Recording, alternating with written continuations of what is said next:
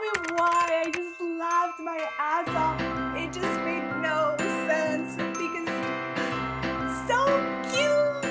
Hello my lovelies, welcome back. My name is Viry for those of you who are new here. We're starting this video at nighttime because as y'all saw or read in the title, I'm actually going to be doing a reading vlog. This is a very spontaneous reading vlog. By the way, I have a box that I have to send out tomorrow here. Don't mind that. I was reading The Curse of Saints, which was part of my December TBR. However, as I expected, it is not really something that I'm inclined to read right now. There is a little bit of world building that I'm trying to get used to, and I've been reading the first few chapters, and it's just taking me a little bit longer than I wish to get into the book, so I want to move on. And there's a book that has been taunting me for quite a while because I keep seeing people talk about it, and this was possibly going to be a book club book, but it didn't get chosen. And that is He Sees You When You're Sleeping by Atla Hensley. I want to read it, so I thought, you know what? I'm going to do a reading vlog. this is absolutely not part of my TBR. There is another book that I could be reading, but I actually just read a Christmas book, which I'm mad that I did not record myself to do a reading vlog with it. I just read a cutesy holiday book and I want something a little bit edgier, and I don't know if this book is going to be dark. I don't know if it's going to be more rom-com-ish, but I'm okay with either or. I decided let's read it. So we're here, we're reading it. I am in my cozy onesie right now. Okay, it might look like I'm wearing the Grinch, but in reality, I'm not. I am wearing Mike Wazowski. I have this onesie on. I'm very comfy. I have my Christmas lights on. I have some lo-fi music playing in the background, and I just want to read. I just want to read Christmas books because you see this box right here? This box is full of Christmas gifts because I was wrapping gifts all evening. I have been in the Christmas spirit for the last 2 days, and I just want to sit down and read a Christmas book. So here we are. I'm going to go ahead and get started reading this. I made myself, hold on, peppermint tea because my tummy hurts. So we're gonna be drinking this peppermint tea. Okay, let's read for a bit.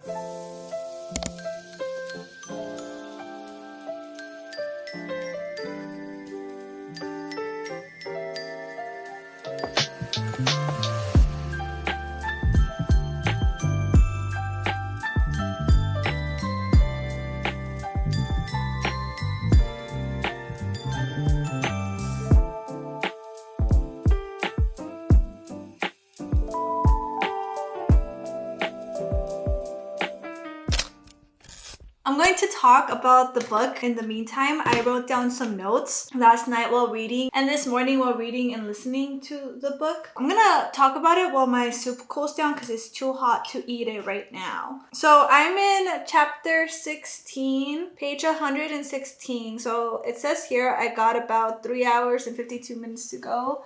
This is exactly what I needed. I just want to say the fantasy book that I was reading earlier seemed very interesting, but I just couldn't get into something that complex at the moment, and I don't even know if it was complex. It's just hard with fantasy books to get into them at the beginning unless something really big is happening and it really catches your attention. But for me personally, even with an audiobook, I just couldn't get into it, and it's not because it was a bad book. It was just because I needed something easy to consume, and this is doing it for me right now. So let's talk about some notes that I wrote down. The first one, I put LOL, Jack is kind of cringe at times.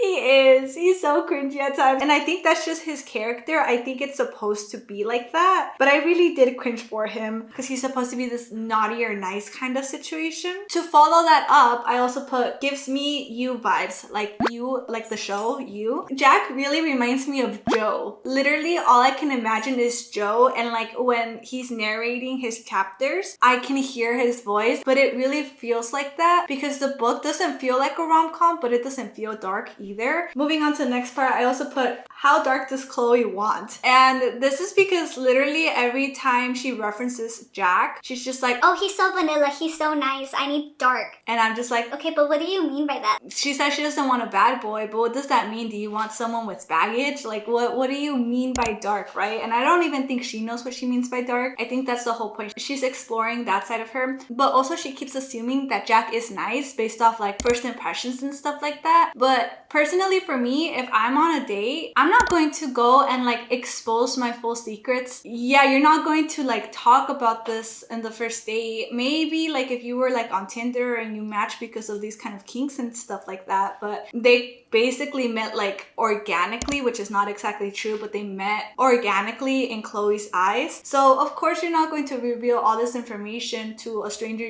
you just met. And then that leads me to my next point, which is Salone. Salone is awesome, honestly. She's real because I feel like she reacts the way I reacted, in the sense of when she found out that Chloe had this dark secrets account, which is basically like an OnlyFans. She was just like, you go girl, like, yeah, I didn't expect this from you, but also like, that's cool, that's fine. You're into these things, that's fine, that's normal. Explore it safely. And then she also kind of came at her with like, don't assume that Jack is vanilla just because of like this impression he gave you. Like, you have to get to know him before you make an assumption. I don't know, Sloan was pretty real for that. But anyway, I'm kind of curious to see more about these characters because I feel like right now it's still very surface level. Anyway, moving on. I think my soup cooled enough and I want to keep reading.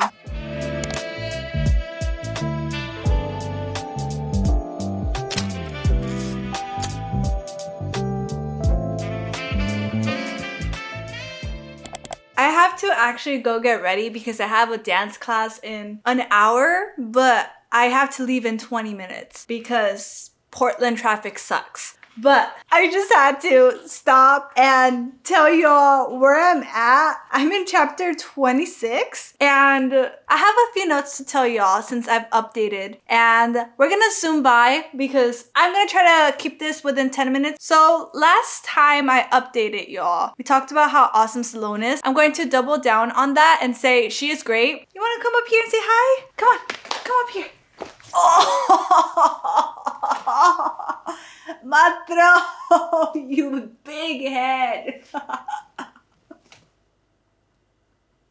Anyway, I'm gonna double down on Salone being awesome. Wait, hold on, let's go in order. First things first, I figured out why I can't figure out why this book is neither a dark rom-com or a dark romance. It falls right in between, and that's all because of Jack. Jack is the reason why we can't move this book in either category, because he's serious, yeah, but he's not like morally gray. I mean, he is, considering that he's stalking, but he's not like a dark villain kind of character. He's just your average Joe and is having like a guilty conscience, but he's not guilty the way Josh was in a comical way. It's still kind of serious. Every time he does something, he immediately feels remorse about it. That's why it feels kind of serious, but it's not dark either because he's not owning it either. Point is, bro stands right in the middle, and because he can't decide and is jumping back and forth, it feels like it gives you vibes. 5 minutes. Moving on to our next point, which is, I had mentioned that this doesn't feel too adventurous. This doesn't feel too taboo because things were still a little bit normal. The author said, you want taboo? Here you go. Bam. Voyeurism. Yep. And masks. So yeah, we moved on to that, which yeah, definitely we're exploring kinks a lot more, and as the book progresses, there's a lot more kinks. One thing that is still very much annoying me though is that Chloe is still like, oh, Jack is so vanilla. I'm just kind of like, girl, you don't know this. You've talked to this man like twice. You can't assume. So then this is where Salone comes in. We double down on Salone being awesome because she is the voice of reason here. So Salone's just like, well, you like these two guys, you know, like you gotta choose one at some point. She's just like, I can't choose. I can't get rid of either one. which is fine, whatever. We love a white choose, right? But then Salone is just like, well, if you can't choose, then just tell them, like, be honest. You don't want to be exclusive because you're still filling out your options. Chloe's just like, yeah, I'm gonna do that. And then proceeds to say, oh, but Jack is so vanilla. and it's just like, how do you know this? Like, you haven't slept with him. You haven't even kissed him. What if he is just trying to be respectful? But anyway, Salone's awesome for just being straight up and being like, dude, you don't know either one of these guys that well. You don't know that Jack may be kinky. Maybe you guys can just grow together as a couple. Last thing, Winter Watcher and Chloe were at the club, right? And they were like getting handsy and stuff. And Chloe was about to have her big O and yells out Jack's name. And I like start laughing. I start cackling. I'm just like, ha. And then she proceeds to try to play it off. Anyway, in conclusion, I thought that scene was kind of funny and extremely cringy. There's so many cringy moments. I'm not gonna lie. There's a lot of cringe in the actual acts. And I don't know if that's just a me thing. I don't know if it's a them thing. It just feels very cringy at times. And then my last note, I'm not really feeling the Christmas season up until recently when Chloe was asking Winter Watcher, what is your biggest, darkest fantasy? And he's just like, I don't want to spend Christmas alone. and tell me why. Tell me why. I just laughed my ass off.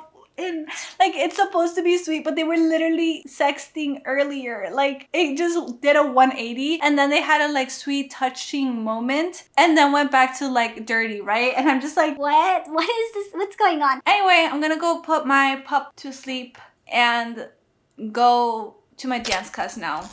I finished the book. I finished reading He Sees You When You're Sleeping. And okay, 2.5. I'm sorry. I wasn't a huge fan, and I think you can kind of pick up on it. I just realized I have not talked about what the book is about, so I'm going to quickly give a summary of the book. This story is about Chloe and Jack. Jack is a fireman who saved Chloe from a very tragic accident where she lost both of her parents, and 2 years later he is stalking Chloe because he was trying to check in on her to see if she was doing okay, and eventually it became into an obsession and he started actually stalking Chloe. Chloe is a jewelry influencer who is an ambassador for this one company called Moth to Flame.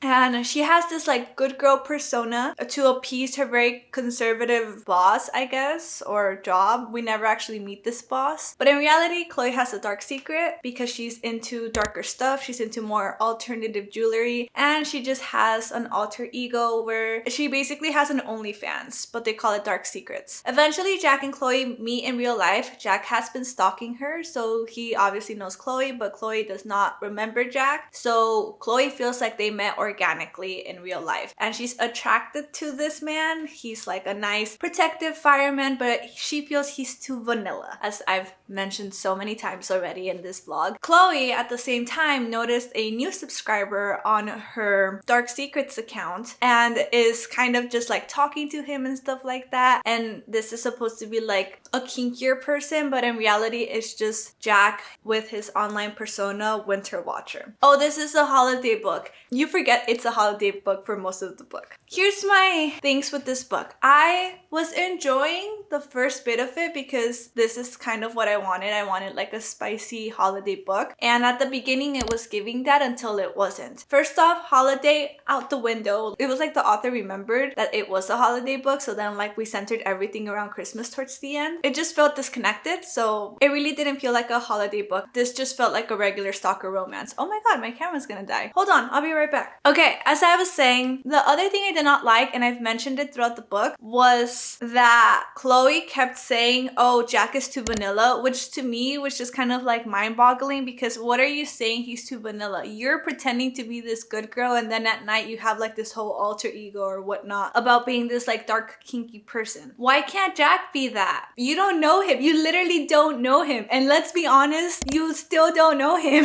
There was absolutely no chemistry. There was no romance. It was all lust. It was just a spicy book. It leaned into the spice. Could be kinky for some people. May not necessarily be considered dark in general for this genre. And then the other thing that I realized I did not like was that Jack, as a stalker, felt weird, and this is why the romance itself did not feel good either. I feel like they tried to take the Josh approach, but the difference between Josh and Jack, Josh from Lights Out, I keep comparing it to Josh from Lights Out because it really does feel like a holiday Lights Out kind of book, but not really because I actually enjoyed Lights Out. The difference between Josh and Jack is that Josh is comical. His character is comical. While with Josh, every single chapter he did something, there was always guilt. And instead of it being kind of like cute and romantic, it just felt weird. It was just weird. And it reminded me of the show You a lot because of Joe. That's exactly how I felt reading this book. And so rather than it being kind of like a dark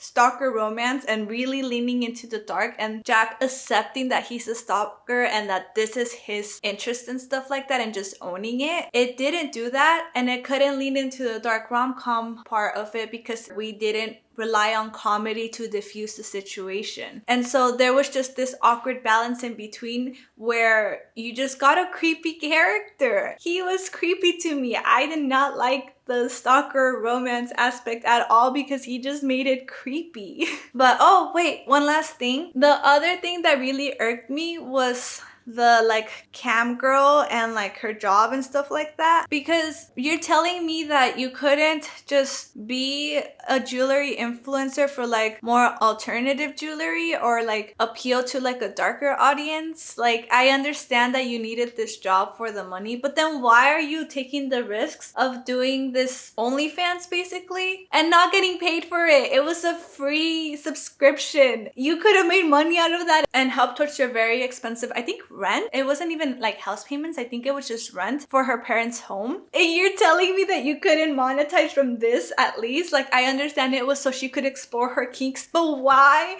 would you put yourself in a public situation like that and risk your job? It just made no sense because that was very, very frustrating. I don't know. In conclusion, this wasn't really a dark romance. It didn't really feel like a dark romance. At least not the typical dark romances that we are used to. It felt kind of creepy because of the love interest. I didn't feel any romance at all. Everything was very surface level. It did lean more into the spicy things, and even the spicy stuff, the things that Jack would say would make me cringe so bad. I was really trying to enjoy this book, especially considering how fast I read it, but I did not enjoy it as much. So it's going to be a 2.5. And the 0.5 is for Salone because I liked Salone. 2.5 out of 5. And as for spice, I'm going to say a 4. Because it definitely was a lot more spicy. I feel like it really relied on the spice to drive the story for sure. And I didn't really feel like there was much of a plot. But yeah, that's it for He Sees You When You're Sleeping. I'm gonna go ahead and move on to our next book, which is, hold on, Good Spirits by B.K. Borson. Yeah, that's it. Jump to the next scene.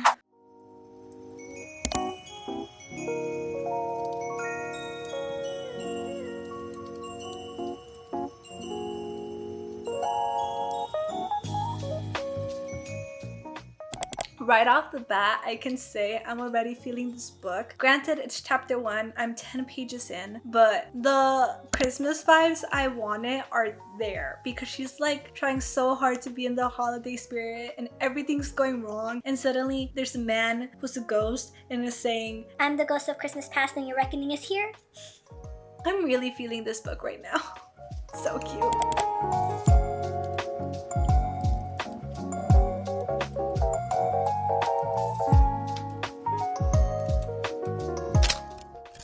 I made myself a hot coffee today. It's pretty good. That aside, I have a problem. I am a little bit over halfway through the book. I'm in chapter 23, page 222. When I say I am really enjoying this book, I mean it. I can't put it down. It's so cute. It is exactly what I wanted when I was looking for a holiday book. I wrote some notes down on my phone, but before I go over my notes, let's talk about the book. Good Spirits by B.K. Borson. It's about Nolan, who is the ghost of Christmas past, gets assigned to Harriet to basically make her change her ways because he believes that Harriet is a bad person. It follows the Christmas Carol. So he has until Christmas Eve to help Harriet, but the problem is that he doesn't really see anything wrong with Harriet. It turns out that Harriet is this really nice, optimistic person who always sees the good in people, who's always trying to help, who's always trying to please others. Harriet believes, "Hey, maybe I'm supposed to be helping you out because you seem to have a very pessimistic view of life because of all of the bad things you've seen throughout your years of haunting." It's a story between Harriet and Nolan. It is the cutest thing ever because, like I said, this is kind of like a retelling or a take on A Christmas Carol. Harriet, first of all, sweetest person alive. She brings that Christmas joy that I was looking for, and I just want to protect her because there's obvious issues, family issues specifically, that's going on with her. I just want to wrap her up in bubble wrap and protect sweet little Harriet. And then Nolan is like this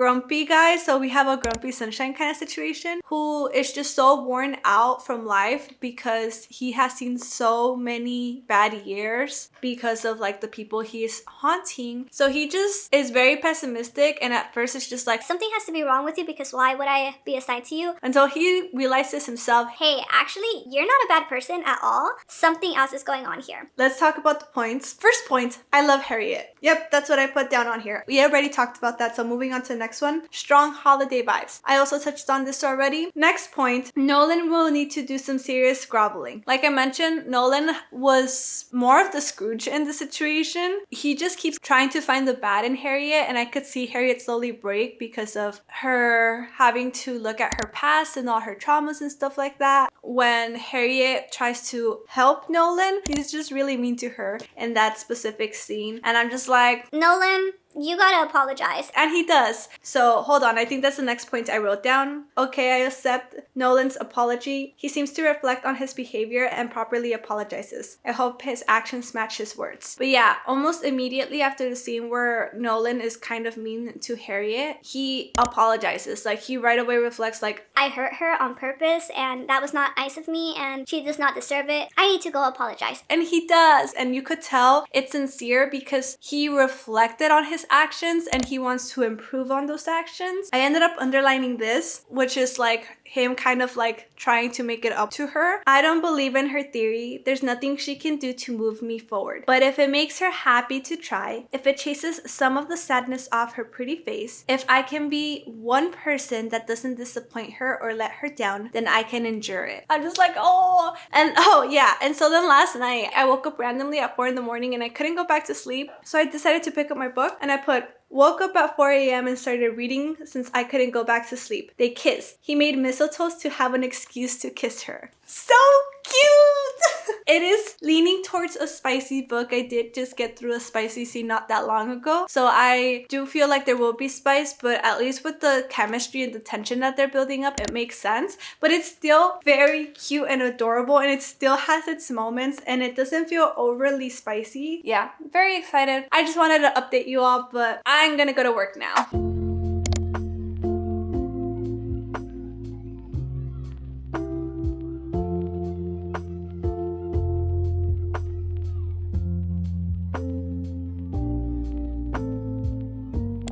So I have finished Good Spirits by B.K. Borson. This was the book that I needed. This is the book that gave me the holiday vibes, that gave me this cutesy feeling. It was sweet. It was emotional. I adored this book. This is going to be a 4-star for me. I feel like the characters were perfect. I loved Harriet. Harriet was just one of my favorite female main characters in a contemporary romance. I really appreciate that she would take a step back to think things through. This is my second book from this author, and I feel like that's kind of a pattern I've noticed in her characters, is that the female main characters are a lot more logical and they take a moment to think things through and they know their worth. So I definitely feel like that's a recurring theme in this as well. I feel like the characters here are very mature and logical, and they know they have things they have to work through, and they are aware of their flaws and they're trying to work towards them. Both Harriet and Nolan. Nolan was a little bit of a Scrooge at the beginning, which I felt was kind of interesting because he's the ghost of Christmas past. It was a little bit spicy towards the middle, but it wasn't overwhelmingly spicy, and I feel like with the tension that they slowly built up, it made sense. The ending was so heartbreaking and sweet. It was such a Hallmark ending, I'm not gonna lie. This really did feel like a Hallmark movie, but I still really enjoyed it. I feel like the ending, while made sense, obviously there wasn't a lot of explanation, which I appreciate because we're not here for like the fantasy, we're not here for the world building and stuff like that, right? We're just here for the magical moments instead. This book gave that. I think the only reason why it's not higher than a 4-star is because I was very curious about Nolan's past, and I wish we talked a little bit more about Nolan, but we didn't dive too deep into his character. But there were just things that I would have liked to know. It would have been interesting to see what his life was before he became a ghost, especially since he doesn't remember. I thought we would unravel that mystery a little bit more, but we didn't. That's okay. I still really appreciated the level of depth that these characters had because it wasn't flat. It just was overall a very cute book. I really liked it. 4 stars for me, and as for Spice, I'm gonna say 2.5. And that's, I think, it for our reading vlog. So we read 2 books. The first one, He Sees You When You're Sleeping by Alta Hensley. This was a 2.5, and for Spice, this was a 4. It was a bit of a miss for me. And then of course, Good Spirits by BK Borison. This was a 4 with a Spice level of a 2.5. Ha! I just noticed that was kind of flipped. That wasn't on purpose. This was a hit for me. We had a good one, we had a not so good one, and I'm happy with how this reading vlog came out. I do want to give